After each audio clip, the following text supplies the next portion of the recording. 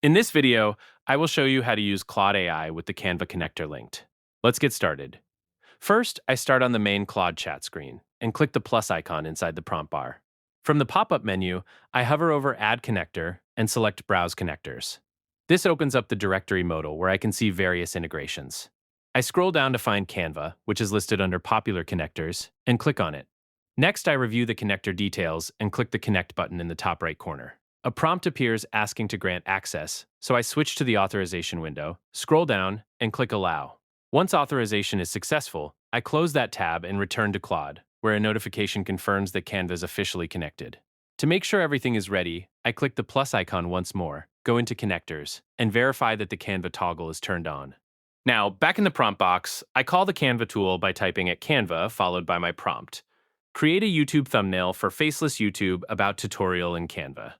Once I hit send, Claude begins processing the request, searching for relevant templates, planning the story, and generating customized design options directly within the chat window. After a few moments, Claude presents a carousel of generated thumbnail candidates. I scroll through the preview cards to inspect the design options. Below the previews, Claude prompts me to pick my favorite. I type third into the message box to choose the third thumbnail option and click send.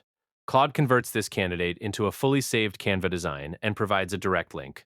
I click on the link, confirm by clicking Open Link, and Claude redirects me straight into the Canva editor.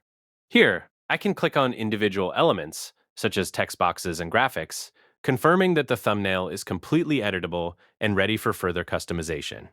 And there you have it. That's the complete process of how to use Claude AI with Canva connector linked.